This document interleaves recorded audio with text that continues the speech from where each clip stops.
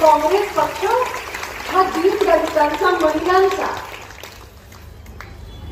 अपंगांचा पक्ष आहे, शेतकऱ्यांचा पक्ष आहे. नेहमी काँग्रेसची सरकार होती तेव्हा आपल्याला एक वादी तरी होता की काँग्रेसची सत्ता आहे, आपल्याला आपल्या मागण्या नक्की पूर्ण होतील. पण आज यांच्याकडे जाणार कोण? ह्यांच्या मंत्र्यांकडे जायलाच महिलांना भीती वाटते. मला सांगा, असे जसं भारत जोडो यात्रेचं उदाहरण दिलं, राहुल गांधी चालत होते आणि महिला येऊन त्यांना जवळ घेत होत्या, त्यांच्या डोळ्यात पाणी येत होतं. जसं इंदिरा गांधी आणि राजीव गांधींना सगळे जाऊन मिठी मारत होते आणि त्या मिठीमुळेच राजीव गांधींचा जीव गेला. पण राहुल गांधी घाबरले नाही. सगळ्या महिला येऊन 2 मिनिटं विचार करा, ह्या लोकांच्या मंत्र्यांना किंवा माननीय पंतप्रधानांना कोणी मिठी मारायचं धाडस तरी करेल जाऊ. माझ्या तर अंगावर खेळ असेल. प्लेन मध्ये बसून टाटा बाय बाय करतात, जमिनीवर उतरा. बरोबर म्हणाला तुम्ही गायकवाड साहेब. इलेक्शन आलं की ह्याला सगळं सुचतं. आता काहीतरी मोठं उद्घाटन घेत आहे, पण मुंह में राम बगल में छुरी. 17 एप्रिलला रामनवमी आहे, तेव्हा घ्या ना मोठं उद्घाटन. एवढी घाई कसली आहे? अजून मंदिराचं बांधकाम पूर्ण पण झालं नाहीये, तरी घाई काय? इलेक्शन आहे म्हणून. 17 एप्रिलला चांगल्या पद्धती तुम्ही घेऊ शकला असता, पण नाही. त्यांचे नेहमी काय ना काहीतरी ह्याचे कट कारस्थान चालू असतात. म्हणून आपण सावध राहूया. मला एक सांगा, एवढी मोठी अंगणवाडी सेविकांची चळवळ आहे, बरोबर? तुम्ही म्हणता की तुम्ही शासनाच्या विरोधात आहात, सरकारच्या विरोधात आहात. नेहमी आपण शासनाच्या विरोधात आहोत. मग येतात कसे हे लोक निवडून?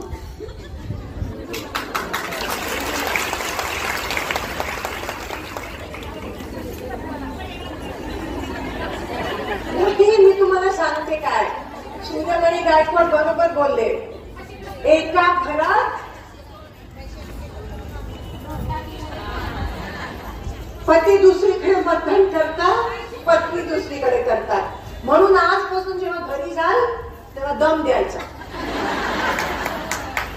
मला माहितीये दम दिलं की मतदान होतं. माझ्याच मतदारसंघात कमावणाऱ्या महिला आहेत, बीडी कामगार महिला आहेत, यंत्रमाग कामगार महिला आहेत, कचरा वेचणाऱ्या महिला आहेत, घरेलू कामगार महिला आहेत. महिला बरोबर मतदान करतात आणि इकडे महिला दम पण देतात. तुम्ही कमावता तर तुम्ही का नाही दम देऊ शकत? बरोबर आहे का नाही? म्हणून ते काम करा. घरी जेवढे असते त्या सगळ्यांना सांगा की ह्या वेळेस विरोधात सत्ताधारी जे आहेत त्यांच्या विरोधात मतदान झालं पाहिजे. त्या मतदानात एवढी ताकद आहे की त्या एका मतामुळे तुमचा 26,000 तुम्हाला मिळू शकतो. मला असं वाटतं ह्या वर्षी जे लोकसभा इलेक्शन होणार आहे ते कदाचित म्हणजे लोकशाहीचं एवढं बँड वाजवतायत ही लोक की हे इलेक्शन कदाचित शेवटचं असेल. आपला जो मतदानाचा हक्क आहे, जो सर्वात मोठा अधिकार आहे लोकशाहीत, तो पण आपल्याकडून हिसकावून घेतील. म्हणून सावध राहायला पाहिजे. आता तळागाळातून आंदोलनं उभी झाली पाहिजे. आपण सगळे तयारीला लागा आंदोलन करण्याचा, इलेक्शनचा नाही. आणि इलेक्शन मध्ये पण एक वेळा आपल्याकडे ते यंत्र राहिले, ब्रह्मास्त्र. आणि तुम्ही करून दाखवू शकता, मला खात्री आहे.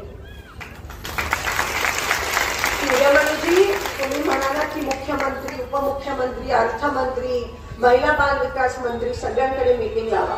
मी लावते, मी 100% लावून देते. पण मागणी पूर्ण करतील का नाही ह्याची गॅरंटी का? कारण का मुकं भैरं निगरगट्टा. म्हणून सरकार बदलण्याशिवाय आपल्याकडे दुसरा काहीही थोडं थांबावं लागणार आहे फक्त. पण आपण आपलं काम करणार, आपण दबाव टाकणार, आपण सरकारला हलवण्याचा प्रयत्न करणार. पण हे सरकार कधी हलतं?